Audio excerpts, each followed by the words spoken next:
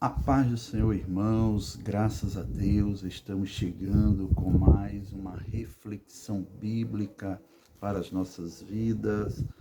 Quero primeiro ser grato a Deus por esta oportunidade de estar compartilhando alguns textos bíblicos, algumas reflexões bíblicas com você, com a sua família, e também ser grato a Deus por tua vida que tem nos acompanhado nas redes sociais, no YouTube, no Instagram, no WhatsApp, no Facebook.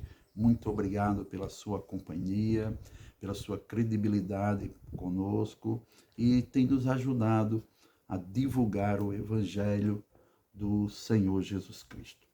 Hoje eu quero ler o que está no livro de Josué, no capítulo de número 24 e o versículo de número 15, que nos diz assim: Porém, se vos parece mal aos vossos olhos servir ao Senhor, escolhei hoje a quem sirvais. Se os deuses a quem serviram vossos pais, que estavam da além do rio, ou os deuses dos amorreus, em cuja terra habitais. Porém, eu e a minha casa serviremos ao Senhor. Essa última parte desse versículo subiu ao meu coração nesta hora, neste momento, para refletir um pouquinho com você e a sua família. Porém, eu e a minha casa serviremos ao Senhor. Estamos falando de um personagem muito importante da Bíblia Sagrada, o sucessor de Moisés, o homem que fez Israel entrar na terra prometida, um homem de muitas conquistas, de muitas vitórias, um homem respeitado pela nação israelita e um homem escolhido e usado por Deus durante a sua vida. Mas esta declaração dele aqui me faz lembrar algo que eu li algum tempo atrás em um livro que dizia o seguinte: nenhum sucesso na vida compensa o fracasso de uma família. Nenhum sucesso na vida compensa o fracasso de uma família. Josué vai declarar aqui que ele e a sua casa irão continuar servindo ao Senhor. Porém, eu e a minha casa serviremos ao Senhor. Nós temos visto e ouvido relatórios, relatos de tantas famílias destruídas, tantos casais que se separam, tantos filhos de crentes afastados do Evangelho, enveredando por outros caminhos que não agradam ao Senhor, que vai de encontro ao ensinamento cristão. E muitas vezes ficamos nos perguntando por que isto acontece. Uma família que vive muitas vezes na igreja e cultuam a Deus, são bênçãos, e de repente ela se desfaz, ela desmorona, um membro daquela família sai do caminho, o casal se separa. A Bíblia Sagrada, ela traz para nós os deveres dos membros da família.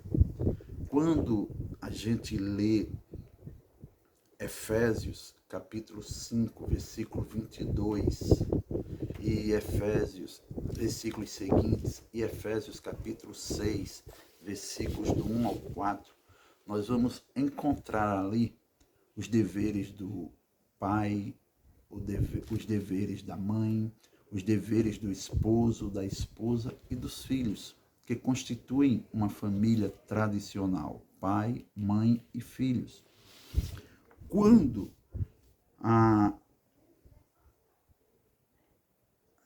Quando os deveres falham, quando um desses membros falham com seus deveres, isso provoca, isso é as causas que muitas vezes fazem com que os lares sejam destruídos, com que os filhos se afastem dos caminhos do Senhor. Se faz necessário observar o que Deus disse através de Moisés para que ele passasse para os pais com relação aos filhos. Capítulo 11 de Deuteronômio, versículos 18 ao 21, vai dizer assim para a gente. Deixa eu achar aqui bem rapidinho. Deuteronômio, capítulo de número 11, versículos 18 ao 21, que diz assim, olha só.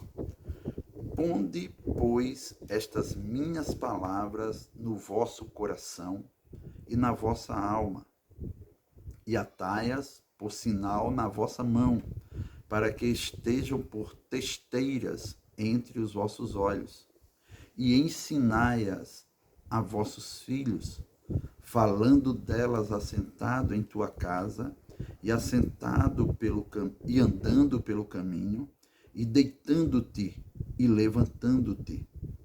E escreve-as nos umbrais de tua casa e nas tuas portas, para que se multipliquem os vossos dias e os dias de vossos filhos na terra, que o Senhor jurou a vossos pais dar-lhes, como os dias dos céus sobre a terra.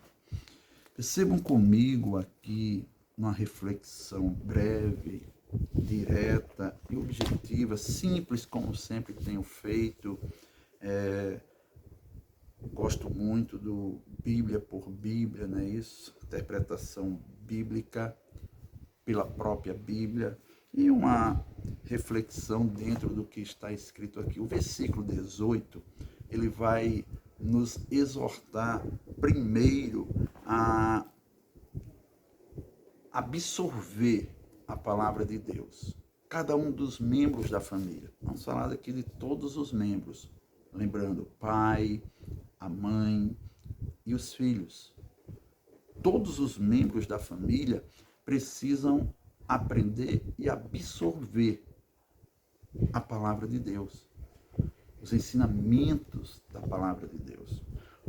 No versículo 18 está escrito assim: ponde, pois, estas minhas palavras. Olha só, o Senhor está mandando que se deve aprender essa palavra, guardar esta palavra. É isso? A palavra do Senhor. Ponde, pois, estas minhas palavras no vosso coração. Ele orienta-nos a guardar a sua palavra no nosso coração. Por que no nosso coração? Porque do coração sai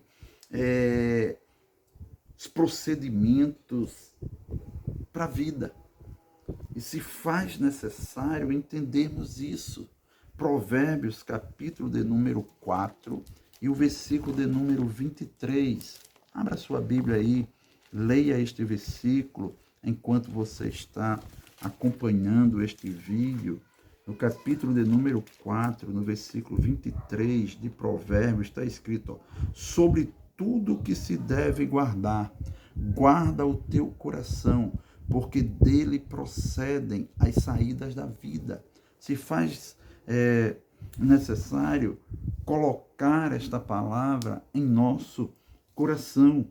Por quê? Porque Jesus ensinando, Lucas vai relatar para nós no capítulo de número 6 e o versículo de número 45. Lucas, capítulo 6, versículo de número 45, Lucas vai dizer assim para nós, escrevendo aquilo que Jesus falou. Olha só, o homem bom, do bom tesouro do seu coração, tira o bem. E o homem mau, do mau tesouro do seu coração, tira o mal. Porque da abundância do seu coração fala a boca. Simplificando, a boca vai falar do que o coração está cheio. E de que o nosso coração está cheio? Está cheio com o quê? O Senhor está dizendo aqui através de Moisés: ponde, pois, estas minhas palavras no vosso coração. O salmista ele vai dizer para nós que devemos guardar a palavra em nosso coração, quando ele orienta aos jovens, quando ele faz o questionamento aos jovens, como purificará os jovens o seu caminho. Aí ele responde no Salmo 119, não é isso? Vamos folhear aqui a Bíblia mais uma vez. Salmo 119, versículos de número 9 e 11. Olha só. Como purificará o jovem o seu caminho? Observando conforme a tua palavra. Versículo 11. Escondi a tua palavra no meu coração para eu não pecar contra ti. Então, se faz necessário colocar esta palavra no coração para que ela seja praticada pelos membros da família, pelo pai, pela mãe, pelos filhos. Quando aprendemos, aí ele vai dizer: e na vossa alma, e atai-as por sinal na vossa mão, para que estejam por testeiras entre os vossos olhos. Glórias a Deus. Quando assim fizermos, aí versículo 19 ele diz: e ensina-as, depois que colocarmos ela no nosso coração, depois que colocarmos ela em nossa alma, depois que atar ela em nossas mãos, isso fala de ação, para que estejam por testeiras entre os vossos olhos, depois disto, ensina a vossos filhos. Aí ele diz: ensina ela, falando delas assentada em tua casa, e andando pelo caminho, e deitando-te e levantando-te. 4 pontos aí, né? Primeiro, falando delas assentado em tua casa. Sentar a família, estudar a Bíblia juntos, estudar a palavra de Deus, falar da palavra de Deus entre famílias. Desliga um pouquinho a televisão, deixa as redes sociais um pouquinho de lado, senta a família no local escolhido por vocês, abram a Bíblia, cada um com a sua Bíblia, leiam um texto, alguém traz uma reflexão, tira-se algumas dúvidas, vai ensinando um ao outro, os membros da família, compartilhando a palavra de Deus, não só para aprender, mas para fazer com que a palavra de Deus sirva de regra, fé e prática na vida cotidiana, no dia a dia. Lembre-se, o salmista disse: escondi a tua palavra no meu coração para não pecar contra ti. Quando a palavra toma lugar em nossas vidas, nós tememos o pecar contra Deus, porque vamos aprender que a alma que pecar, esta morrerá. O pecado faz separação entre Deus e o homem. Então a palavra vai nos inibir, vai nos coagir a não praticar as coisas que venham agravar ou venham contra Deus, atacar as leis de Deus, os mandamentos de Deus, para que a nossa família tenha como a palavra de Deus o alicerce da sua vida, a base do seu viver, andando, assentado em tua casa e andando pelo caminho. Bem verdade é que aqui os pais caminhavam com os filhos para os serviços diários. Hoje, nesse mundo que nós vivemos, é mais difícil, a gente não sai juntos. Então não é literalmente isso, mas como podemos entender isso? Ensinando e aprendendo a palavra aonde estivermos, mesmo que não estejamos em família, a palavra vai surtir efeito para quando tentados pelas tentações diárias que vêm contra nós, nos defendermos através da palavra ou com a palavra. Como Jesus, lembra na tentação no deserto, quando o diabo tentou, as defesas de Jesus foi sempre começando da mesma forma. Também está escrito. Então, quando conhecemos a palavra, nos livramos de muitas ou de todas as tentações que vêm contra nós. Nós não praticamos tal coisas ou tal atividade ou realizamos tal comportamento. Por quê? Porque o pastor da igreja não nos deixa? Porque a minha família não nos deixa? Não, porque a palavra de Deus é soberana sobre a nossa vida e nós andamos pela palavra, praticamos a palavra e aí tememos a Deus, que é o Senhor da palavra e que nos orientou a não andar fora da palavra. Quando ele diz para Josué, não te aparta do livro desta lei, nem para a direita, nem para a esquerda.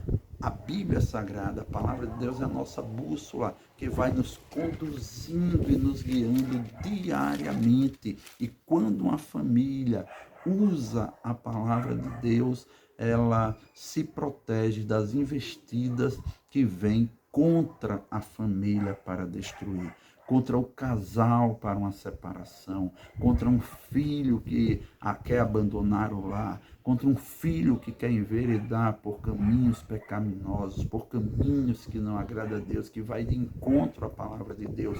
Por quê? Porque observam a palavra de Deus. Aí ele ainda diz aqui, olha, e andando pelo caminho, deitando-te e levantando-te. Olha só, iniciar o dia com a palavra e terminar o dia com a palavra. Deitando-te, está falando do fim do dia, daquele momento de descanso da família.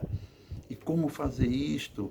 Olha, deixa eu orientar aqui, se entender que eu posso lhe orientar nisso.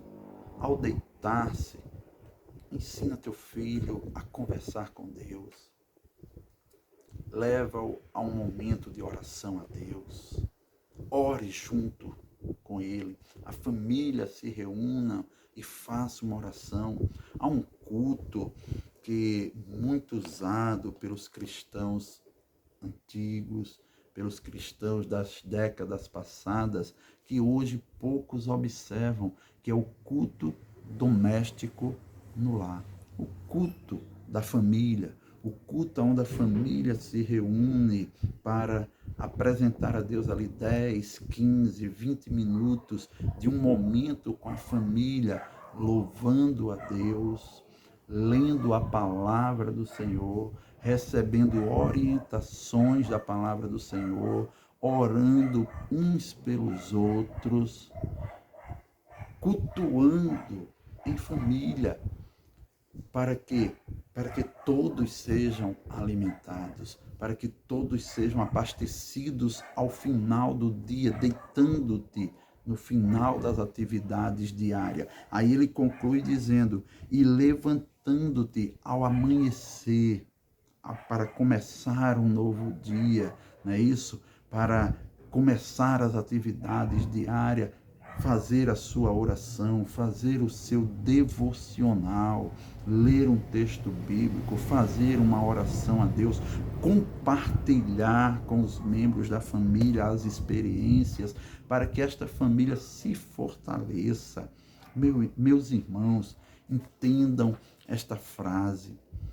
Eu tomei esta frase por base desde quando a lei, nenhum sucesso na vida compensa o fracasso de uma família. Não compensa. O que é que vai compensar o fracasso da tua família? O que é que vai compensar um filho teu afastados do caminho do Senhor? Eu creio que você que está me ouvindo é um cristão É um cristão que creu em Jesus para a salvação, que crê que não há salvação fora de Jesus, que crê na vida após a morte, a vida eterna, a morada eterna nos céus com o nosso Criador. E o que adianta conquistar bens materiais? O que adianta ter filhos formados? O que adianta ser formado? O que adianta ter uma vida financeira próspera, casas bonitas, carros do ano e aquele membro da família que a gente ama, o filho, a esposa, o esposo, a filha, o filho, está fora dos caminhos do Senhor? Pensa um pouco aí. Que adianta? Muitas vezes somos evangelizadores, falamos para os de fora, nos preocupamos para ganhar alguém para Jesus, testemunhar de Cristo para o vizinho, para o filho do vizinho, e não nos preocupamos com os de dentro de nossa casa. A esposa crente se preocupar com o esposo descrente, o esposo crente se preocupar com a esposa descrente, os pais com os filhos com os pais. E isto se faz necessário para que não haja tanta destruição de famílias. O inimigo de nossas almas, ele vive ao derredor procurando quem possa tragar, e ele investe muito contra as famílias. Ele vai de encontro aos lares para destruir, para arrasar, para acabar com as famílias. São divórcios por cima de divórcios, são filhos que eram bênçãos na casa do Senhor e hoje estão afastados do caminho do Senhor, que louvavam na igreja, que pregavam, que faziam parte do coral, que cantavam no conjunto infantil, que faziam as coreografias, que era alunos da escola bíblica dominical. Lembra o nome daquele conjunto? Pequeno rebanho, cordeirinhos de Cristo, não é isso? Soldados de Jesus, soldadinhos de Cristo, e hoje estão aonde? Aonde está o teu filho? Aonde está a tua filha? Possamos refletir. Josué vai afirmar aqui, olha, eu e a minha casa serviremos ao Senhor. Que eu e você tenhamos esse compromisso de conduzir, de levar a nossa família a servir ao Senhor, porque nenhum sucesso nesta vida compensará o fracasso da família que Deus te deu. Para um pouquinho agora aí, você que está assistindo este vídeo, lembra aí onde está o membro da tua família, aquele componente da tua família. Está afastado? Está no caminho de pecado, de perdição? Para um pouco, liga para ele neste momento, entrega uma mensagem de Deus para ele, fala um versículo bíblico para ele. E você que a família, graças a Deus, está toda servindo ao Senhor, zela por isso, incentiva isso, vão à igreja juntos. Eu gosto de dizer, se referindo à escola bíblica dominical, que o programa dos domingos pela manhã da família cristã é a escola bíblica dominical, é o pai e a mãe que vão para a classe dos adultos, é o jovem que vai lá para a classe dos jovens, é as crianças que vão lá para a classe das crianças, e toda a família reunidas nos domingos pela manhã, nas igrejas, que é a escola bíblica pelo domingo pela manhã, estão reunidos ali recebendo o alimento semanal da palavra de Deus, por um professor que Deus colocou ali para ensinar e orientar, e recebermos a orientação bíblica através dessas pessoas que Deus escolheu para nos ensinar. Então, vá ao culto junto, vá aos domingos à noite com a família, cultue a Deus em família, zele pela sua família, porque sucesso algum compensa o fracasso de uma família. Então pense nisso, para que a sua família seja uma família abençoada cada vez mais. Permita Deus guardar a sua família. Convida Deus para o centro da tua família. Chora por aqueles que estão caídos. Ora a Deus por aqueles que estão afastados. Busque ao Senhor a salvação daqueles que ainda não são salvos. Faça com que Deus se agrade da sua família, para que a bênção de Deus esteja sobre a sua casa. Que o nome do Senhor Jesus seja glorificado sobre a tua família.